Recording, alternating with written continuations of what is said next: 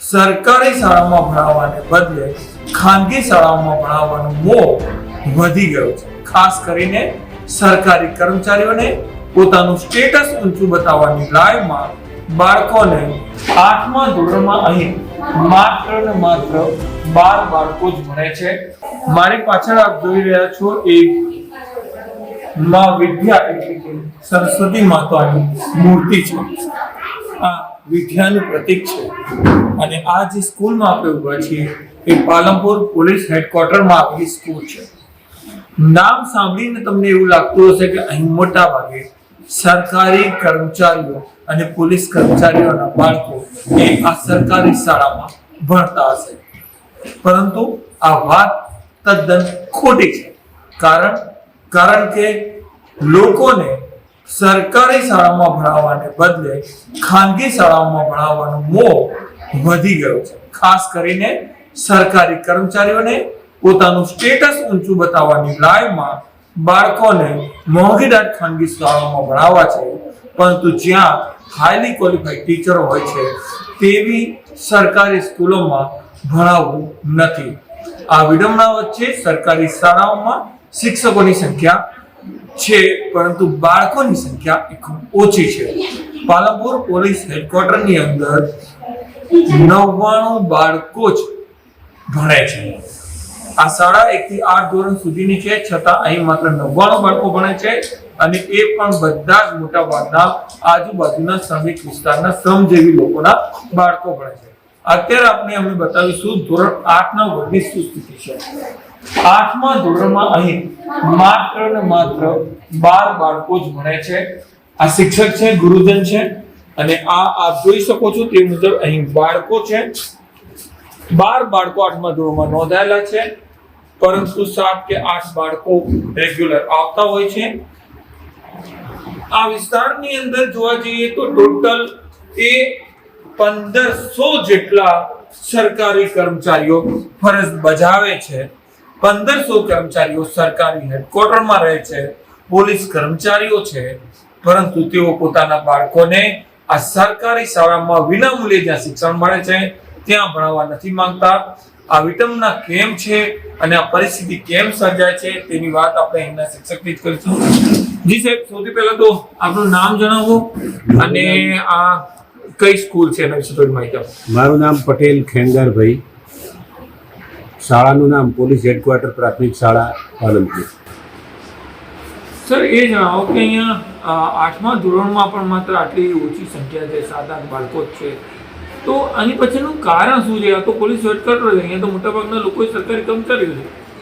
હા, સરકારી કર્મચારીઓ છે, પણ જે વાલીઓ પ્રાઇવેટ સ્કૂલમાં ફી ભરી શકે છે એ પ્રાઇવેટ સ્કૂલમાં મૂકે છે, અને જે વાલીઓ ફી નથી ભરી શકતા અને જે ગરીબ વર્ગમાંથી આવે છે એના બાળકો જ સરકારી શાળામાં ભણવા માટે મોટે ભાગે આવતા હોય છે.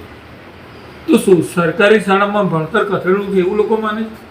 ના, એવું નથી, પણ અત્યારે સોશિયલ મીડિયા અને ઇન્ટરનેટના યુગમાં દરેક વાલીઓ એવું સમજે છે કે સરકારી શાળામાં શિક્ષકો જોડે કામ વધારે પ્રમાણમાં સરકાર તરફથી લેવામાં આવતું હોય છે, એટલે ક્યાંક શિક્ષકો બાળકો પાછળ સમય ઓછો ફાળવતા હશે એવું વાલીઓને લાગે છે.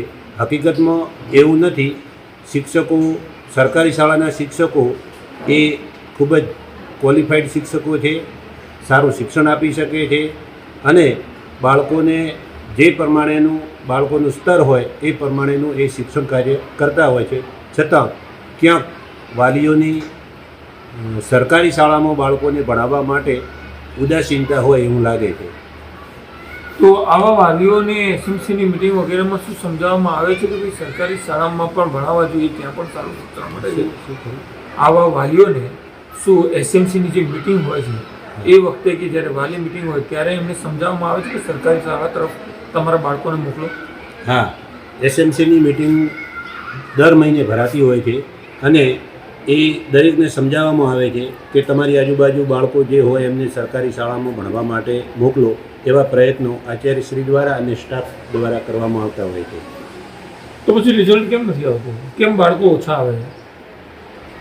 સરકારી શાળામાં ભણાવવા પ્રત્યેની વાલીઓની ઉદાસીનતા, મેં અગાઉ કહ્યું એ પ્રમાણે વાલીઓ કદાચ માનતા હશે એટલા માટે એ સરકારી શાળામાં બાળકોને મોકલવાનું વ્યાજબી માનતા નથી.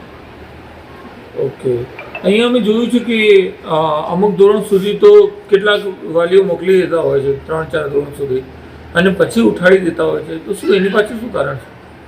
હા, સરકારી શાળામાં અમુક બાળકો શિક્ષકોની મહેનત થકી હોશિયાર હોય છે અને એ ભણવામાં પણ બહુ સારા હોય છે.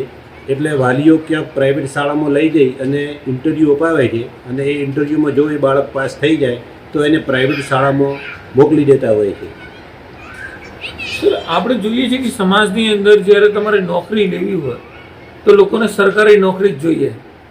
તમારે ઉચ્ચ એજ્યુકેશન, હાઈલી ક્વોલિફાઈડ એજ્યુકેશન કરવું હોય, જેમ કે એક બહુ મોટી એન્જિનિયરિંગ કોલેજમાં એડમિશન લેવું હોય કે પછી મેડિકલ કોલેજમાં એડમિશન લેવું હોય, ત્યારે તમારે સરકારી કોલેજમાં જ એડમિશન જોઈએ છે.